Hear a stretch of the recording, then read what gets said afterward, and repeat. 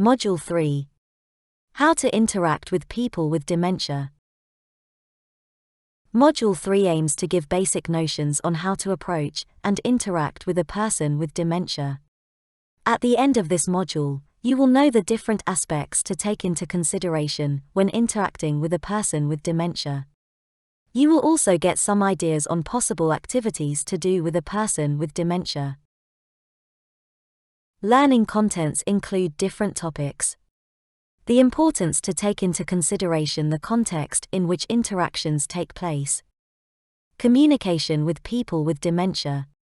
And possible activities to do with people with dementia, in order to guarantee their social inclusion. We ended the previous module with information about psychological needs to take into consideration. In this module, we will focus our attention on how to satisfy some of the psychological needs previously identified, interacting with them, and involving them in different activities. Let's start talking about the importance of the context. To have an efficient communication with people with dementia, is important to pay attention to the context in which the interaction takes place. Studies have highlighted how context can promote, or on the contrary, limit the involvement, autonomy, and abilities of the person with dementia. When we context, we refer to the physical environment, such as the internal and external spaces of the house, lights, sounds and colors, and to the human environment, so the people who interact with the person, and the activities proposed. To maintain people with dementia's residual abilities, a combined action on both environmental components is needed. The context, both physical and human, can facilitate the management or, on the contrary, promote behavioral disorder. Facilitate, or disadvantage, communication. Allow the maintenance of residual skills as long as possible, or deprive these skills earlier. Facilitate, or disadvantage, orientation, self-remembering, and the maintenance of personal identity. Let's take into consideration the physical environment. First of all, it is important to ensure people with dementia's safety. Checking the condition of windows, doors, balconies, gardens, terraces, floors, stairs. Placing all medicines, products, and dangerous items in a locked cabinet. Coating corners, sharp edges with soft materials. Do not leave electrical appliances and sharp objects within reach. Remembering to lock the entrance door from the inside. If possible, hiding it with a curtain. Avoiding leaving around chairs, tables, and small objects on the floor that could hinder movement. Arranging good lighting. Collecting vacant wires on the ground, a TV, radio, video recorder. Besides, some environment adjustments can help managing behavioral and psychological disorders. It may be useful to create a privileged space for rest or where the person can retire, if he or she wishes, or where he or she can exercise manipulative occupational activities.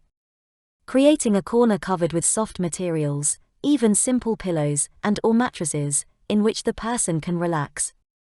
Removing or masking objects that can be destroyed, for example, vases, ornaments, plants, etc., or collected and then lost, alike keys.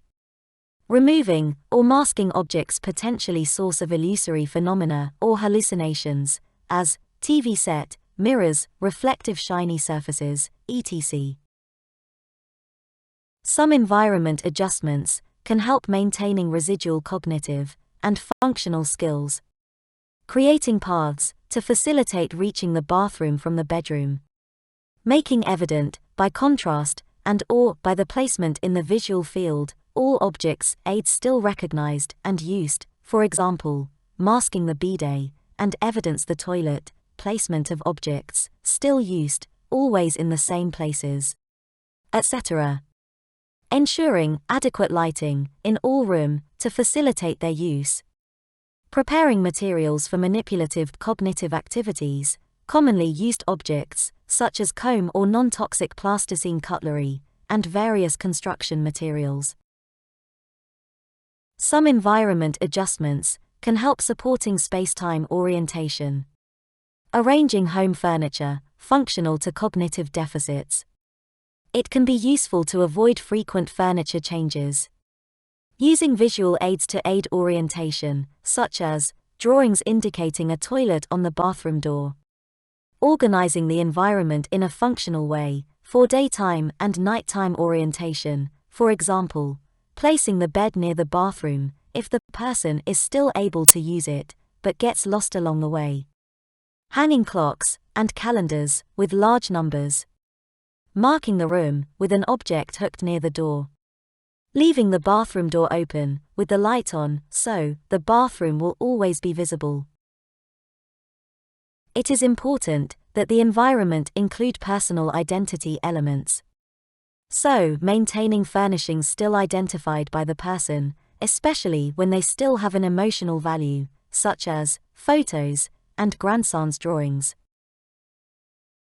Let's start talking about communication. Good communication is the basis of a person-centered care and of all good relationships. The golden rule of good communication is, of course, that it is a two-way process. It involves listening just as much as talking. Communicating with people with dementia can be problematic due to language difficulties, comprehension production, and sensory impairments. So, first of all, it is important to be aware of possible difficulties, visual, hearing, speech, noisy environment, and be ready to adapt to the other person's needs. When we want to convey a message, we need first to listen to the person with dementia, to check out whether he is receiving the message, whether he is understanding it, and how he is reacting to it.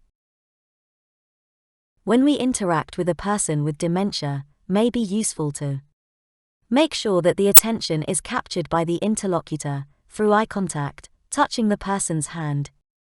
Sit in front of the person, at their height, so that they can see your lips while talking. Use both verbal and non-verbal communication, for example, accompany verbal language with coherent gestures. Have a serene, open, and welcoming attitude that stimulates dialogue, but without forcing it. Respect the times of understanding and response, no pressure, giving the time to process information. Pay attention to nonverbal aspects of our and others' communication. The voice tone has to be not too low, could not hear us, and not too high, could be scaring. While talking with a person with dementia, it is important to introduce and maintain the topic of conversation. Sudden changes of topic can be confusing. Articulate words in an understandable way. Use short, simple, and concrete sentences, and only one communication at a time. Ask direct questions that preferably involve a yes or no answer. Prefer affirmative sentences. Don't correct, don't interrupt, and don't use childish language. Keep in mind memory disorders, repeat concepts, summarize, and recall things previously said. This image summarizes what's said before. In particular, 5 tips are highlighted. First, be clear in your communication using simple words and sentences. Second, get their attention softly. Third, make sure that they understand your question. Fourth, be patient, don't point out their mistakes. Fifth, make sure don't putting them in a stressful situation. A good communication is based on listening that is a fundamental part of the process. The person receiving the information needs to listen carefully to the other person. Tuning into what the person with dementia is saying can sometimes be difficult. You might find yourself thinking, who is he talking about? What do the fragments of this sentences mean? The better we know the person, their interests, and life story, the more likely we are able to tune in making sense of the person's attempts to communicate, and involving him or her in gratifying activities. In taking care of a person with dementia, it is important to take into consideration his or her needs of inclusion and occupation. It is important to support people with dementia to stay in today and be engaged in pleasant activities, which relate to the here and now. Activities will not necessarily slow the progress of dementia, but they can improve people with dementia, and their carers' quality of life. Meaningful activity is central to people with dementia well-being. In the context of dementia, an activity is considered meaningful when it enables a person to remain involved in everyday activities and personal relationship. The aim of these activities is to allow the person with dementia to use his or her residual skills. The activities